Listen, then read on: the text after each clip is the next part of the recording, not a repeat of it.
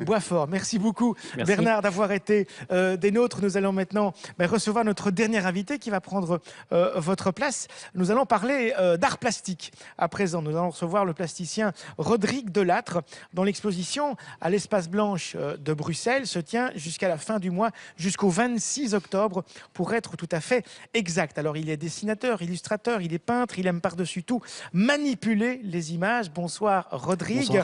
Bonsoir. Vous partez de photographies anciennes, hein, comme on va le voir sur ces images. Alors après ça, vous scannez, vous retouchez, vous découpez, vous intervenez par la peinture ou le dessin pour créer. Mais pour créer quoi finalement? D'abord pour créer un questionnement. Donc l'idée dans mon travail plastique, c'est de ne pas donner forcément de réponse directe tout de suite à l'interprétation du spectateur, mais c'est vraiment de le déstabiliser. Donc c'est pour ça aussi que parfois j'utilise le texte, ou parfois on peut retrouver des mots qui n'ont pas forcément rapport avec l'image, mais qui mettent en situation justement de questionnement ambigu vraiment le spectateur. Ouais, ça veut dire que le choix des images de départ, celles sur lesquelles vous allez travailler, est très important. C'est essentiel parce que donc le choix des images déjà se base donc sur des vieilles photos de famille qui ne sont pas de ma propre famille. Ouais. Donc déjà on touche déjà quelque chose que chacun peut connaître. Donc je pense qu'on connaît tous ce type d'image. On peut chaque fois reconnaître un grand-père ou une personne de sa famille. Donc on se dit tiens, ça peut être quelqu'un que je connais. Alors cette image est complètement décontextualisée, c'est-à-dire que je vais effectivement découper, scanner, l'isoler vraiment, donc on n'a plus vraiment de repères. Et en plus de ça, une fois qu'elle est peinte, j'ai envie de dire de manière traditionnelle, qu'on est dans l'image représentative, que l'image est construite, moi je vais m'amuser donc à déconstruire cette image en la recouvrant et en perturbant tous les codes, et notamment aussi, entre autres, en y mettant des signes géométriques. Enfin, Pourquoi piéger le spectateur? Pourquoi jouer finalement à déconstruire l'image?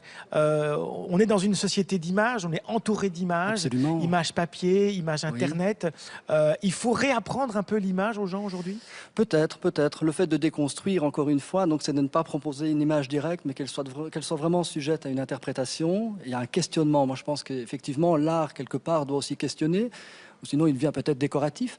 Et vous questionnez quoi, alors? Ah bien, qu'est-ce que je questionne vraiment? Je perturbe. Je n'ai pas vraiment la prétention de questionner ou d'imposer une vision, en tout cas. Ça, c'est bien clair. Vous questionnez quand même la représentation de l'humain à travers le travail. Bien sûr, je questionne surtout la mémoire, le lien entre la perception, finalement, de l'image qui en découle et la mémoire individuelle de chacun. Et la déconstruction, c'est aussi donner une densité à l'anonyme qui est sur la photographie. Parce que c'est aussi, selon moi, donner une forme d'indication sur le fait que par-delà l'image, il y a eu une vie. Bien sûr. Donc c'est une façon finalement de faire une petite pirouette par rapport au passé et de retravailler sur cette base-là, de réactualiser ces images. Comment réagissent les gens par rapport à ce trafic d'images, on va dire? Très bien. Et j'ai beaucoup d'échos qui sont parfois très divergents. Parfois, on dit tiens, il y en a qui me font passer on dirait du tricot par exemple. On dirait que vous travaillez le tissu. Donc je trouve ça aussi intéressant. Ça veut dire que le regard sur l'image est déjà plus long que si c'était une image normale, quoi.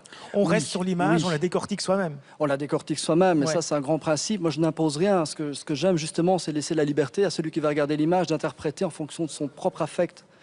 Donc chacun réagit. Il y en a un qui m'a dit tiens, votre personnage Audrey Stromae par exemple. Je dis écoutez, c'est vraiment une interprétation intéressante parce que j'ai évidemment jamais songé. Et c'est ça qui m'amuse beaucoup. J'aime bien jouer avec ça, avec ces codes-là. Voilà, c'est une exposition à voir jusqu'au 26 octobre. C'est à l'Espace Blanche, c'est à Bruxelles. Vous allez bien sûr sur notre site pour cette expo, mais aussi pour toutes les autres activités, expositions, cinéma, etc. qu'on vous aura donné durant cette émission. Vous allez sur notre site, vous aurez bien sûr tous les liens utiles. Merci beaucoup, Rodrigue Delattre. Merci à tous les deux d'avoir été